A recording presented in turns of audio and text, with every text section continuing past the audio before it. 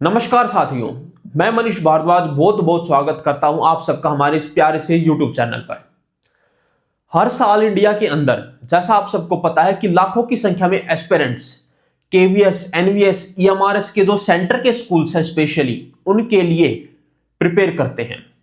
उनका ख्वाब होता है कि हर 2.5-3 साल के अंदर जो ये एक टीचिंग रिक्रूटमेंट होती है केवीएस की, उसके अंदर उनको एक छोटी सी सरकारी नौकरी मिल जाए और उनकी लाइफ सेटल हो जाए।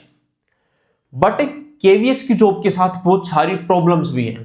ठीक है, जब आप उस जॉब को ज्वाइन करते हैं तब आपको पता चलता है कि केवीएस की और सेंटर की जो जॉब्स हैं उनके क्या क्या ड्रॉबैक होते हैं। ठीक है, आपको ये ड्रॉबैक्स अगर पहले से पता हो रहेंगे तो आप अपनी प्रिपरेशन को उसी हिसाब से ढाल सकते हैं। आप अपना फोकस सिर्फ और सिर्फ केवीएस तक लिमिटेड नहीं रखेंगे। अगर आपके पास कोई दूसरी अपॉर्चुनिटी आती है लाइफ के अंदर सरकारी नौकरी लेने की तो आप उस पर भी फोकस करेंगे। अब सबसे बड़ा सवाल यह आता है कि क्या क्या परेशानियां आती है केवीएस की नौकरी के अंदर। तो सबसे बड़ी जो परेशानी केवीएस की नौकरी के अंदर हमें यह देखने को मिलती है कि केवीएस के अंदर जो ट्रांसफर होते हैं वो ऑल ओवर इंडिया कहीं भी हो जाते हैं। ठीक है भाई, 90% एस्पिरेंट्स जिनका सिलेक्शन होता है ना केवीएस के अंदर, उनको नौकरी मिलेगी वो 500-700 किलोमीटर दूर अपने घर से मिलती है।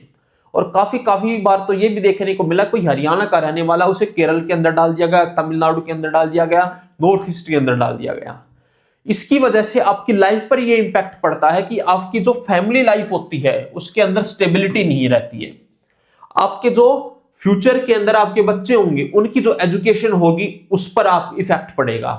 और जो आपकी पर्सनल लाइबिलिटीज होंगी, आपकी जो रिस्पॉन्सिबिलिटीज होंगी, जैसे अब आपके पेरेंट्स है वो बूढ़े हो रहे होंगे, उनकी देखभाल करना भी अब आपकी एक ड्यूटी है। तो उसके बीच में भी एक हिंड्रेंस आता है क्योंकि काफी सारे पेरेंट्स होते हैं वो 60+ की एज की बाद जो अपना होम टाउन होता है उसे छोड़कर के बाहर जाना पसंद नहीं करते हैं। ये भी एक बहुत बड़ा इशू आता है।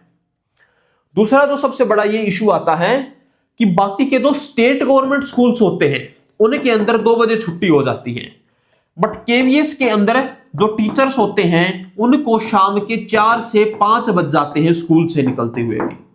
ठीक है, तो यह भी एक बहुत बड़ा फैक्टर है कि केवीएस के अंदर जो प्रेशर रहता है, जो वर्कलोड रहता है वो बहुत ज्यादा रहता है इन कंपेयर टू जो आपके स्टेट के स्कूल्स होते हैं।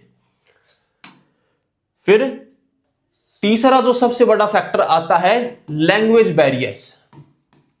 लैंग्वेज बैरियर से मेरा मतलब है, मान लो कोई दिल्ली का रहने वाला इंसान है, अगर उसकी पोस्टिंग कहीं साउथ इंडिया के अंदर हो गई और उसको वहां पर 4-5 साल तक रहना है, उन 4-5 सालों के अंदर उसका दायरा कुछ 100-150 लोग ही बन करके रह जाएंगे।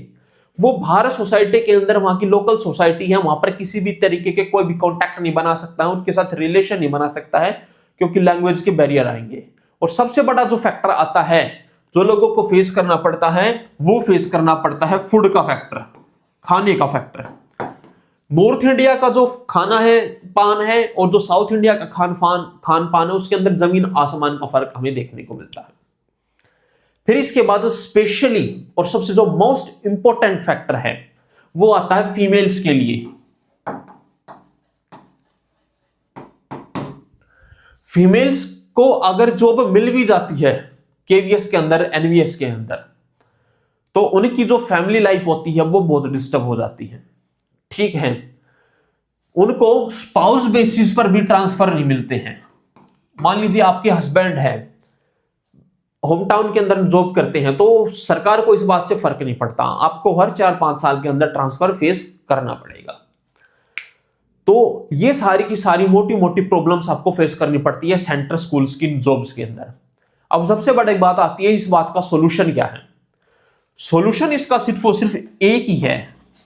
सॉल्यूशन ये है कि अगर आपको केवीएस के अंदर, एनवीएस के अंदर, ईएमआरएस के अंदर जॉब मिल भी जाती है ना, तो उसके बाद आपको चिल नहीं करना है। मतलब लाइफ के अंदर आप ये सोचो आप सेट हो गए हो, नहीं।